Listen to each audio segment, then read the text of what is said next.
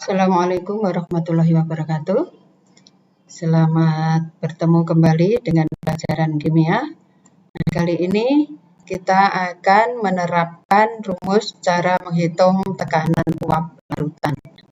Sudah kita sampaikan bahwa untuk menghitung tekanan uap larutan, P itu sama dengan P0, tekanan uap larut murni dikurangi delta P. Delta P besarnya penurunan tekanan uap. Untuk menghitung delta P, kita memperhatikan jenis zat terlarutnya.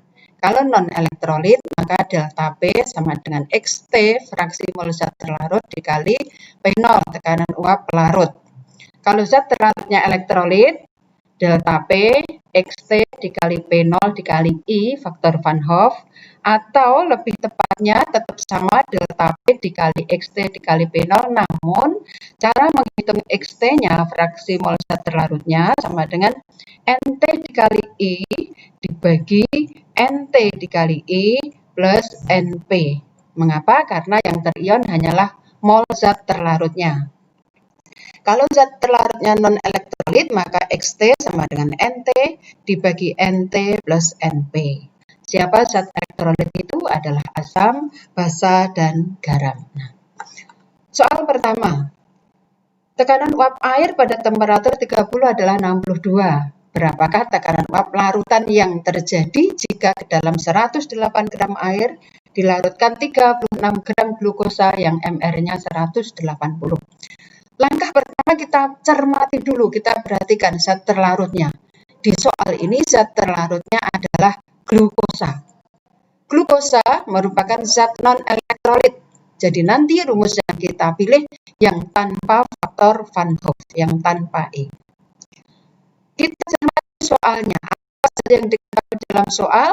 Di sana diketahui P0, tekanan uap pelarut, tekanan uap air 62 mm Hg. Gram zat terlarutnya adalah 36 gram glukosa. MR zat terlarutnya 180. Gram pelarutnya air 108 dan kita tahu MR-nya air adalah 18. Yang ditanyakan di dalam soal adalah tekanan uap larutan yang terjadi, berarti P. Kita punya rumus P itu sama dengan P0 min delta P. Delta P XT dikali P0. Karena zat terlarutnya non-elektrolit berarti XT NT per NT plus NP. Berarti kita harus mencari NT. Gram terlarut per MR-nya ketemu 0,2. NP-nya gram pelarut dibagi MR-nya ketemu 6. Sehingga fraksi mol zat terlarut kita dapatkan 0,2 dibagi 0,2 plus 6, 6,2. Setelah ketemu fraksi mol zat terlarutnya, barulah kita bisa menghitung delta P. Delta P XT-nya dikali P0. Ketemu, maka tekanan uap larutan P sama dengan P0 min delta P. Ketemu 60 mm Hg. Ini contoh soal menghitung tekanan uap larutan di mana zat terlarutnya adalah non-elektrolit. Pada contoh kedua, kita melihat di sini tekanan uap air pada temperatur 30 adalah 62, masih sama ya, P0. Berapa tekanan uap larutan yang terjadi? P. Jika ke dalam 108 gram air dilarutkan 8 gram NaOH. Nah, di sini zat terlarutnya adalah NaOH. NaOH itu basa, berarti dia masuk zat elektrolit. Artinya nanti rumus yang kita pilih yang menggunakan faktor Van Hoff, yang menggunakan E. Diketahui P0 gram terlarut MR-nya, gram pelarut MR-nya. Ditanyakan tekanan uap larutan P, kita punya rumus P, P0 min delta P. Karena elektrolit ada faktor Van Hoff. Nanti ada dua akan kita tunjukkan. Kalau kita langsung pakai delta P, XT P0 kali I. Nah, XT-nya ini sama caranya tadi ya, menghitung NT dan seterusnya ini. Kemudian I, untuk menghitung I, elektrolitnya adalah NaOH, dia terurai menghasilkan Na+ dan OH-. Berarti jumlah koefisien ionnya, N-nya, 1 plus 1, 2. Tidak ada penjelasan jumlah yang ion berarti dianggap terion sempurna karena NaOH adalah elektrolit kuat, bahasa golongan alkali, elektrolit kuat, alfanya sama dengan 1. Maka faktor Van Hoff I 1 plus N-1 dikali alfa, 1 ditambah 2 min 1 dikali alfa sama dengan 2. Kita masukkan di rumus, delta P, XT P0 kali I, ketemu 4 mm/Hg, berarti tekanan uap larutan NaOH itu 62 dikurangi 4, 58. Ini kalau kita langsung pakai faktor Van Hoff I pada delta P.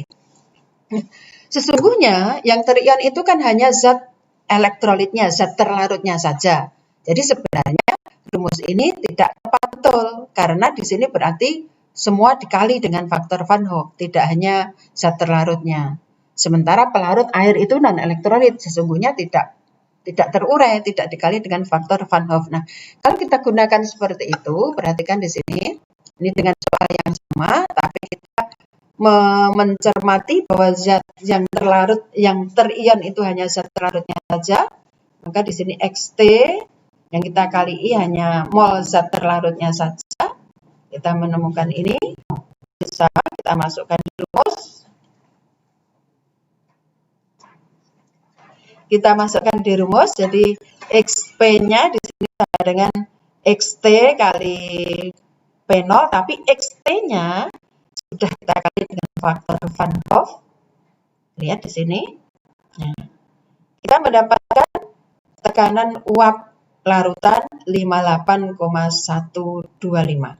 Kalau tadi kita menganggap NP-nya juga kita kali dengan I tadi, langsung ini. Delta P XT P0 kali I, kita mendapatkan P-nya 58. Tapi kalau kita betul-betul mencermati bahwa yang dikali I itu hanya zat terlarutnya di sini, kita mendapatkan P-nya 58,125. Nah, ini dua contoh bagaimana kita menghitung tekanan uap larutan. Zat terlarut non-elektrolit, zat terlarut elektrolit. Saran saya, untuk zat terlarut elektrolit, lebih tepatnya kita menggunakan yang ini ya.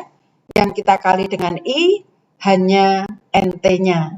Sehingga XT-nya NTI per NTI plus NP. Delta P sama dengan XT sama kali P0. Tapi XT-nya sudah kita kali dengan faktor Van Hoff. Seperti ini. Nah, begitu bisa nanti diulang-ulang untuk dilihat dan dicermati kembali. Kalau perlu dipindah dalam catatan sehingga kamu mudah untuk mempelajarinya. Untuk mengetahui apakah kalian sudah bisa menangkap, ada dua soal di sini yang bisa kalian kerjakan. Ya.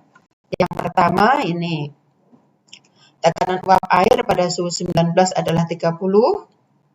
Pada suhu yang sama, berapa besarnya tekanan uap larutan urea 20% dengan MR60. Soal kedua, ada zat X sebanyak 15 gram dilarutkan dalam 90 gram air.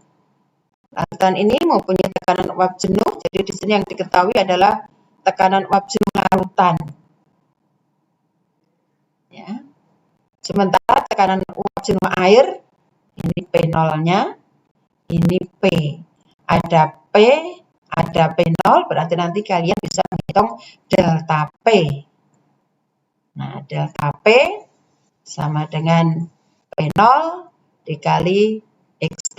Nah, jadi nanti dari sini kalian akan bisa menghitung MR zat X yang belum diketahui itu. Nah, demikian contoh penerapan untuk menghitung tekanan uap larutan.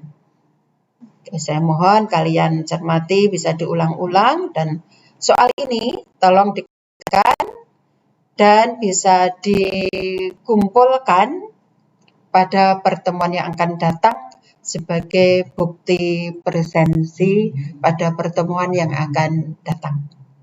Terima kasih atas perhatiannya ya. Assalamualaikum warahmatullahi wabarakatuh.